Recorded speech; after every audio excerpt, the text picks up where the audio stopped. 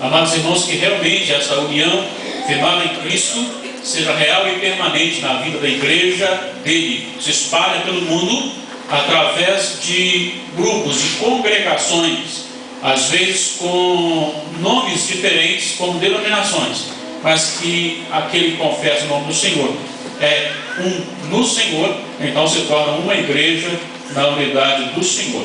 Que isso seja real também na nossa vida constantemente. Amém. Antes de iniciarmos a exposição do nosso sermão da escola dominical, o diácono Faustino pediu que eu justificasse em público. Ele está viajando, está resolvendo alguns problemas, então pediu que eu justificasse. Nós lemos, irmãos, um texto muito especial para a nossa vida, que é a oração sacerdotal de Jesus. E nós estamos durante a semana estudando o tema unidade, o desejo de Deus para a sua igreja.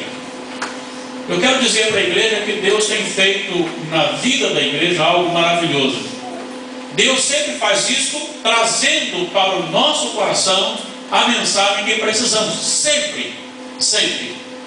Aqueles que por algum motivo estão desunidos aprenderão e voltarão à união. Aqueles que estão na união fortalecerão a sua vida e a sua união no propósito de Deus. A oração sacerdotal é uma oração que envolve a igreja no seu sentido real de ser e fala da unidade.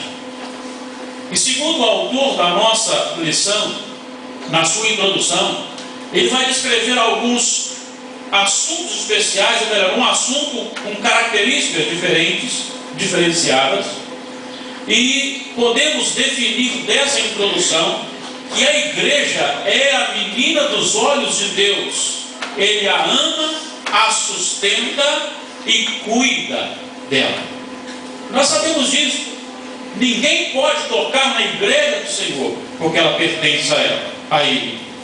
A igreja também, ao mesmo tempo que é alvo desse amor, do zelo, do cuidado de Deus, ela é também a vitrine do seu reino, porque é nela que as pessoas depositam o seu olhar para identificar se realmente é ali o reino de Deus.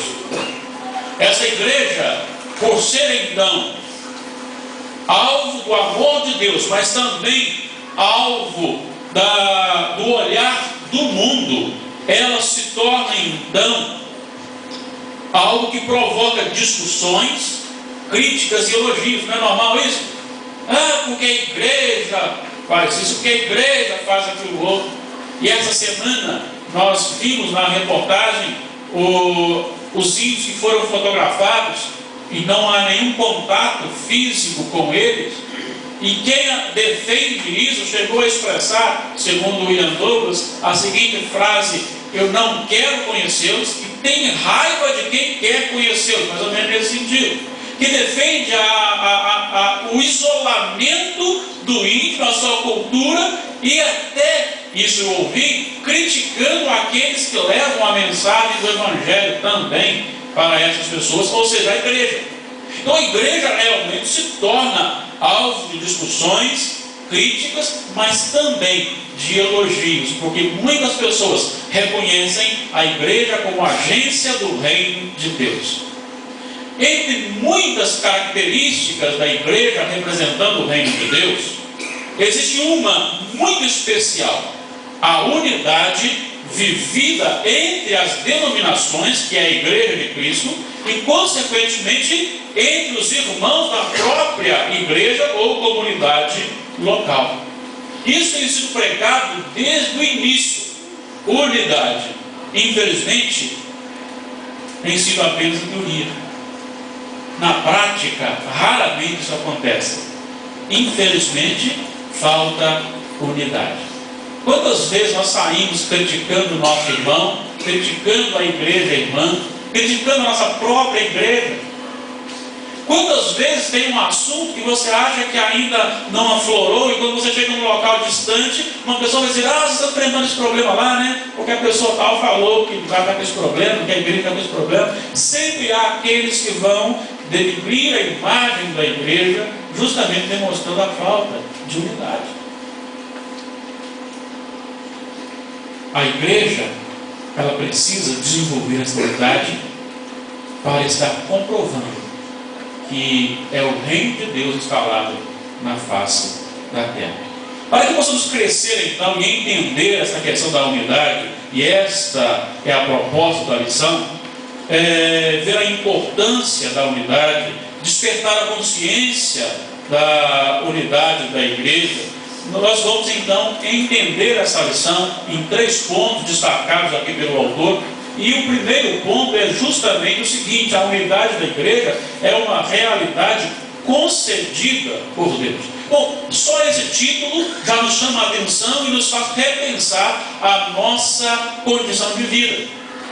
Porque quando ele diz concedida, ele está dizendo que neste meio, e está aqui nessa expressão inserida, ela é exigida também por Deus.